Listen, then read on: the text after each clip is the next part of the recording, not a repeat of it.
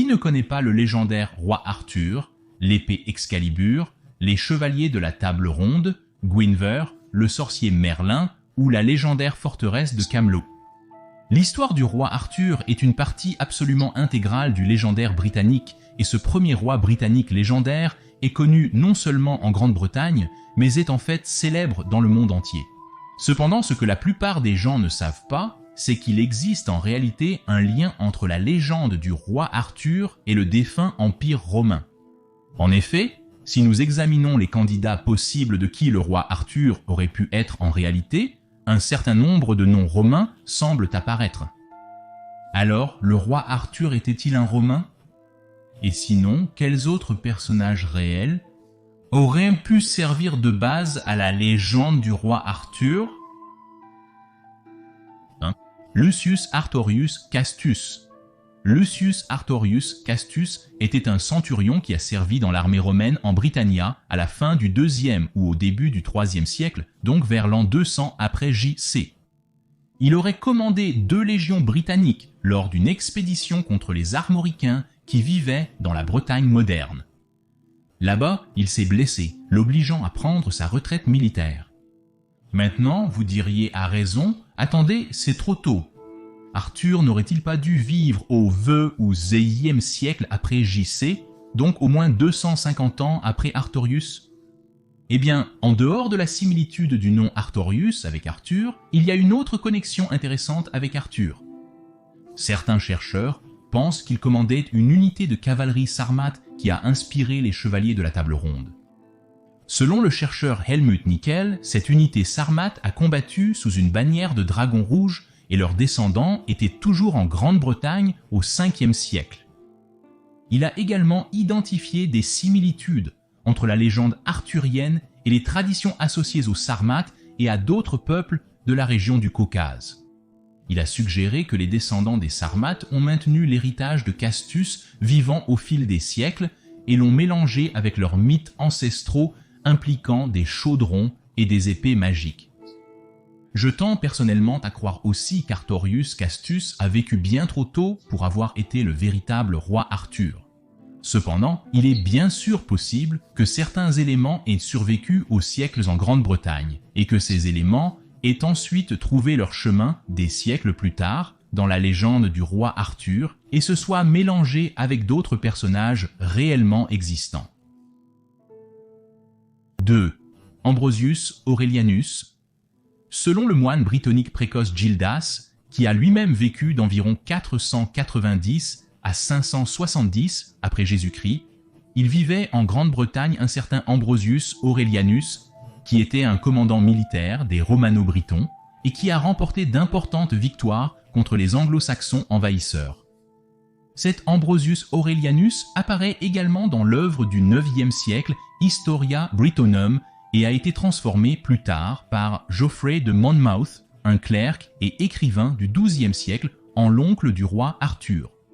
En effet, c'est en réalité dans l'œuvre de Geoffrey de Monmouth que nous pouvons lire pour la première fois beaucoup des tropes et thèmes célèbres de la légende arthurienne. On pourrait donc dire que Geoffrey de Monmouth est le père de la légende arthurienne telle que nous la connaissons aujourd'hui. Il est bien sûr possible qu'Ambrosius ait combattu lors de la légendaire bataille de Mons Padonicus ou Mont Baden qui a probablement eu lieu à la fin des années 400 et qui a été mentionnée par Gildas. Mais cela ne peut être vérifié car Gildas ne mentionne pas les noms des participants à la bataille du Mont Baden. Il dit seulement qu'Ambrosius a organisé les survivants des attaques anglo-saxonnes en une force armée, lui-même ayant probablement encore été formé à l'ancienne manière romaine des anciennes légions Comitatensis et a même remporté quelques victoires contre les anglo-saxons. D'après d'autres écrivains, on peut reconstituer qu'Ambrosius a probablement vécu au début à la mi-400, ce qui serait probablement un peu trop tôt pour le roi Arthur. Cependant, il est bien sûr possible qu'ici aussi, la manière dont Ambrosius a créé une résistance militaire contre les anglo-saxons ait pu servir de base à la légende arthurienne. 3. Briotamus, le chroniqueur d'histoire romaine orientale du VIe siècle, Jordanès, a écrit que dans l'Empire romain occidental, l'empereur Anthemius, dans sa lutte acharnée pour restaurer l'empire mourant, a fait appel à l'aide d'un certain Riotamus, roi des Bretons, en l'an 469 après J.C. Et en effet, Riotamus a écouté l'empereur et a traversé la Manche avec 12 000 hommes pour combattre les Wisigoths. Mais la position de l'armée de Riotamus a été trahie à Euric, roi des Wisigoths, par un traître romain nommé Arvandus. Maudit sois-tu, Arvandus. Et ainsi, Riotamus a perdu la bataille contre les Wisigoths. Après cela, Riotamus s'est enfui chez les Burgondes, et son dernier emplacement connu était la petite ville d'Avalon à l'ouest du royaume burgonde. Plusieurs éléments ici présentent une connexion intéressante avec la légende arthurienne. Selon l'écrivain du XIIe siècle précédemment mentionné, Geoffrey de Monmouth, Arthur a traversé la Gaule 2 fois, ce que Riotamus a également fait. Une fois en 460 sur l'ordre de Sidonius Apollinaris et une autre fois en 469 sur l'ordre de l'empereur romain occidental Anthemius. Et aussi, selon la légende, comme beaucoup le savent, le roi Arthur est allé à Avalon dans l'espoir de se remettre de ses blessures mortelles suite à la tragique bataille de Camlan. C'est très intéressant car nous nous souvenons que Riotamos, après avoir été vaincu dans la bataille de Déos en 469 après J.C. contre les Wisigoths sous Euric, s'est enfui chez les Burgondes, en passant par un village appelé Avalon. Il y a donc certainement des liens très intéressants entre Riotamos et la légende arthurienne, qui ne peuvent être niés. 4. Divers rois et princes britanniques. En dehors des origines romaines tardives d'Arthur, il y avait bien sûr de nombreux Britons natifs, non romains, des 500 et 600, qui auraient pu servir de base pour le roi Arthur. Cadel ap Caterne, par exemple, était un roi du milieu du 5e siècle de Povis, un état successeur gallois dans la Grande-Bretagne post-romaine. Certains chercheurs pensent que certains aspects de lui correspondent à la légende arthurienne, comme les références à ses épées dans les textes anciens et une origine humble, non aristocratique.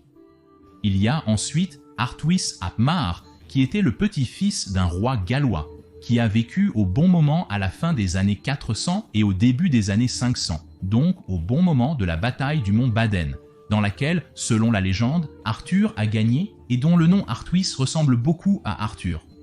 Il y a aussi Owain ap Eneon, qui appartenait à la maison royale du royaume de Gwynedd, un autre état successeur gallois des Romains, sur lequel j'ai fait une vidéo que vous pouvez regarder si vous le souhaitez.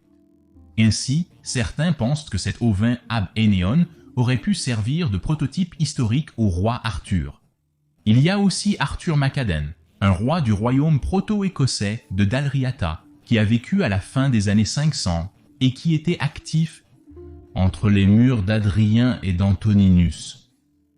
Mais il a vécu trop tard pour avoir été à la bataille de Bonspadonicus, et donc il aurait peut-être seulement contribué à certains éléments de la légende arthurienne. Puis certains chercheurs pensent qu'Arthur Abepèdre, qui était roi du royaume gallois de Dyfed à la fin des années 500 et au début des années 600, aurait également pu contribuer à certains éléments du légendaire arthurien. Et enfin, il y a aussi Arthwis ap Moeric, roi d'Ergim, un ancien royaume gallois du sud au début du 7e siècle. Il a vécu trop tard également, mais il aurait aussi pu contribuer à certains aspects de la légende arthurienne. Nous voyons donc qu'il y a aussi potentiellement de nombreuses origines non romaines du personnage d'Arthur. Une théorie très intéressante qui a été portée à mon attention par l'un de nos Patreon Soul Invictus, un grand merci à Otari Drake. En effet, en tant que supporter de Soul Invictus, vous pouvez suggérer des sujets de vidéos et avoir une influence beaucoup plus grande sur les vidéos elles-mêmes, et je discuterai également en vidéo avec vous personnellement, juste comme une note à part. Sa théorie est, écoutez bien, que le roi lombard Otari semble avoir partagé de nombreuses similitudes avec l'auteur du légendaire britannique. Je sais ce que vous pensez, qu'est-ce que c'est que ça? Que devraient avoir à faire les Lombards avec le légendaire britannique? Mais souvenez-vous que la plupart du légendaire arthurien n'a été créé qu'au siècle suivant, dans l'œuvre du 8e siècle Historia Brittonum, et surtout par le clerc et écrivain du 12e siècle, Geoffrey de Monmouth, que nous avons déjà mentionné auparavant. Et il est tout à fait concevable que les événements d'autres nations dans les écrits aient pu être apportés au fil des siècles en Grande-Bretagne et s'y être mêlés au folklore de possibles rois héroïques qui avaient vaillamment combattu contre les anglo-saxons. Il y a pas mal de similitudes intéressantes entre Ottari et Arthur. Ottari et ses successeurs ont combattu contre un roi des Avars appelé Organa, ce qui ressemble beaucoup à Morgan le Fée, ou Arthur unissant les terres d'Albion, après un interrègne. Ottari a à son tour uni les terres d'Alboin, un ancien roi des Lombards, sous la direction duquel ils avaient envahi l'Italie en 568, sujet sur lequel j'ai réalisé une autre vidéo, et cela s'est également produit après un interrègne. Geoffrey de Monmouth a également écrit qu'Arthur a combattu contre un certain Romain nommé Lucius Tiberius. Quelle coïncidence qu'Ottari ait combattu contre les Romains de l'Est sous l'empereur Tiberius II. Il y a beaucoup plus de similitudes intéressantes concernant les noms de ces figures. Il est donc possible que certains de ces noms aient migré d'Italie vers la Grande-Bretagne au fil des siècles. Donc, Geoffrey de Monmouth aurait pu être inspiré par ces événements qui ont eu lieu il y a longtemps dans un pays lointain. Alors qui était le roi Arthur ? Nous avons désormais tant de possibilités. Eh bien, Arthur aurait pu être un roi des Bretons ou même un commandant militaire romain. Et certains faits historiques pourraient avoir été mélangés avec des inventions ou même avoir été inspirés par des événements qui ont eu lieu ailleurs, en dehors de la Grande-Bretagne. De telles histoires auraient alors pu être reprises beaucoup plus tard par Geoffrey de Monmouth et mélangées à une véritable figure historique qui aurait vraiment pu combattre les anglo-saxons en Grande-Bretagne à la fin des années 400 après J. Passé.